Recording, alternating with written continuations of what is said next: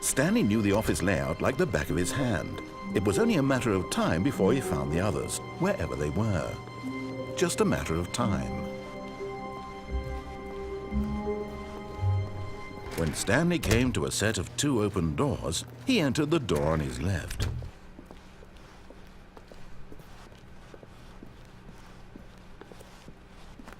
Yet there was not a single person here either.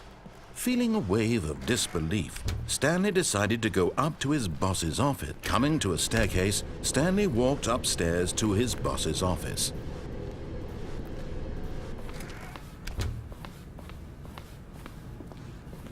The moment he entered his manager's office, Stanley froze in his tracks. Not a living soul anywhere.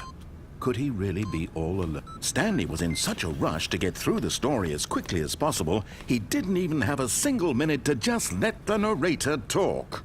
That kind of anxiety isn't healthy, so he relaxed for a few moments with some calming New Age music.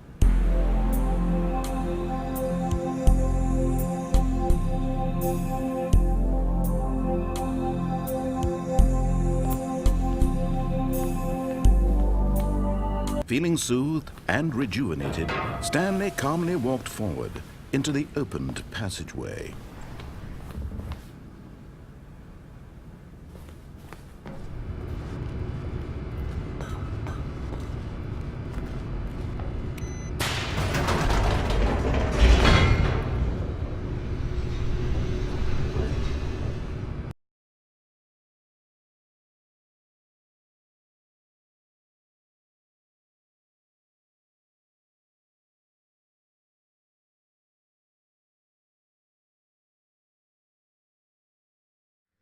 Descending deeper into the building, Stanley realized he felt a bit peculiar.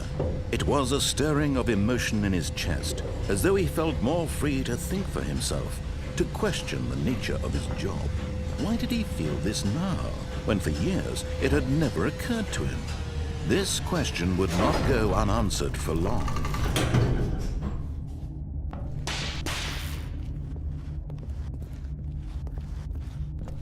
Stanley walked straight ahead through the large door that read Mind Control Facility.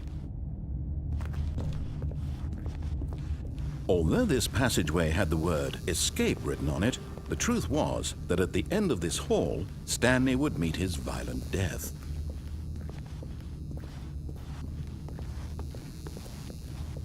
The door behind him was not shut.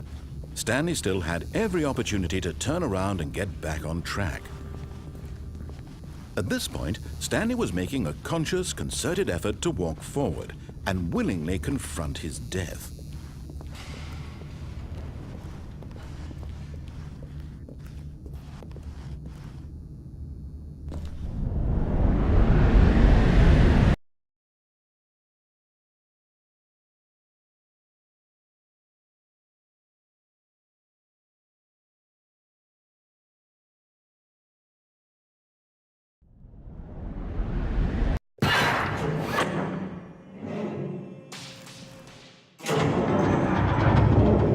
As the machine whirred into motion and Stanley was inched closer and closer to his demise, he reflected that his life had been of no consequence whatsoever.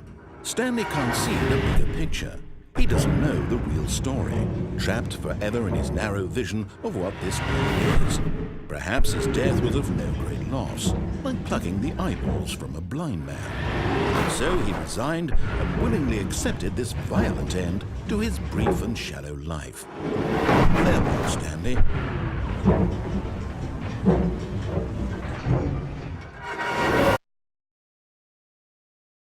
"Farewell, Stanley," cried the narrator, as Stanley was led helplessly into the enormous metal jaws. In a single visceral instant, Stanley was obliterated as the machine crushed every bone in his body, killing him instantly.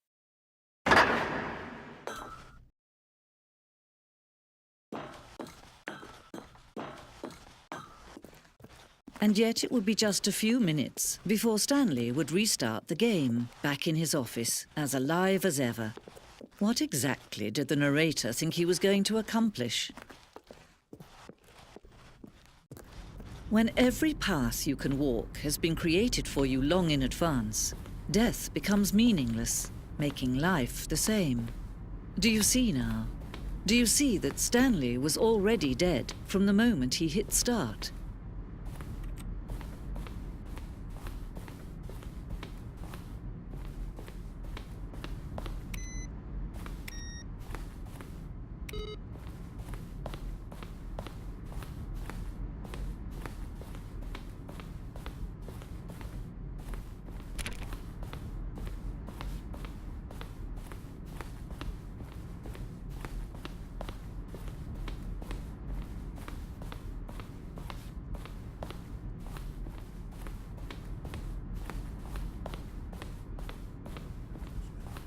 See how it's impossible for the player to do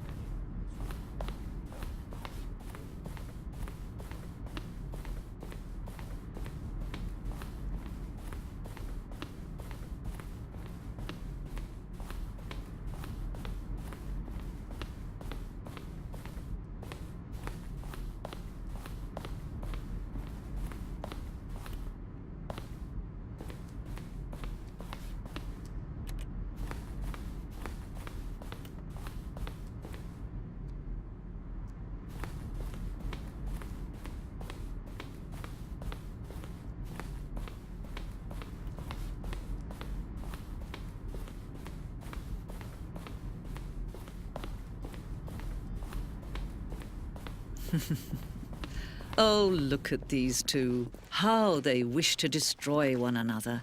How they wish to control one another. How they both wish to be free.